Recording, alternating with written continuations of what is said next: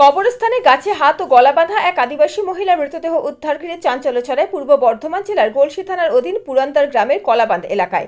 তদন্তে নেমে পুলিশ মহিলার প্রেমিককে গ্রেফতার করে। সোমবার তাকে বর্ধমান আদালতে পেশ করে পুলিশ।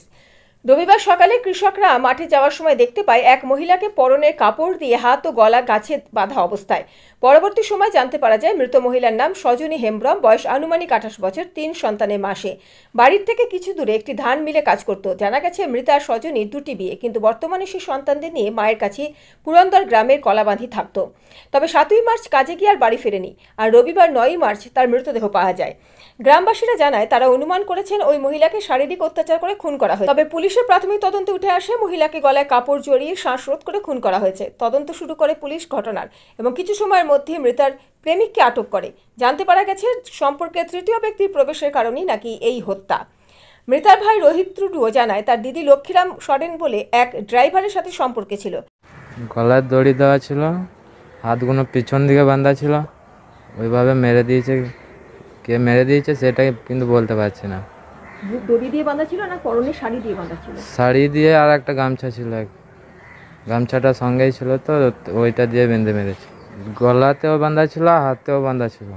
আসা যাওয়ার রাস্তার পাশে করে কবরস্থানটা? হ্যাঁ, একটা পুকুর আছে, পুকুর পাশেই আছে কবরস্থান। মানে বাড়ি আসার রাস্তাতে? হুম। দিদি কবে বেরিয়েছিল বাড়ি থেকে? 7 তারিখে। কোথায় গেছিল? ওই পাড়াজ মিলে। ওখানে কি করেন দিদি?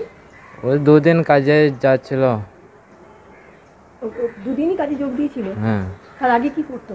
তার আগে ঘরে থেকে মাঠে মাঠে কাজ করতো। কারোর সাথে কোনো সম্পর্ক ছিল? কার সাথে? কুন্দারপুরের লক্ষ্মীরাম সরেনের সঙ্গে।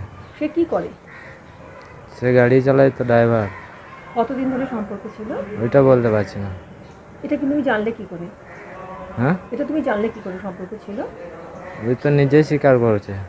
কে? ওই লক্ষ্মীরাম সরেন। ও কবে স্বীকার করেছে? আজকে থানাতে। গলসি থানা সূত্রে জানা যায় মৃতার প্রেমিক লক্ষ্মীরাম সরেনকে আটক করে জিজ্ঞাসাবাদে সে খুনের কথা স্বীকার করে নিয়েছে। লক্ষ্মীরাম বিবাহিত হলেও মৃতা সজনী হেমব্রমের সাথে সে সম্পর্কে জড়িয়ে পড়ে। 5-6 বছর ধরে সম্পর্কে রয়েছে, কিন্তু সম্প্রতি সজনী ফোনে অন্য কারোর সাথে খুব কথা বলতো। সজনী তাকে ধোঁকা দিচ্ছে এই সন্দেহের রাগের বশেই সে সজনীকে খুন করেছে বলে সে স্বীকার করেছে। তবে আর কেউ এই ঘটনায় জড়িত আছে কিনা বা খুনের সঠিক কারণ কি তা তদন্ত করছে পুলিশ। সোমবার ধৃত লক্ষ্মীরাম সরেনকে বর্ধমান আদালতে পেশ করে গলসি থানার police. Bureau report, mobile news 910।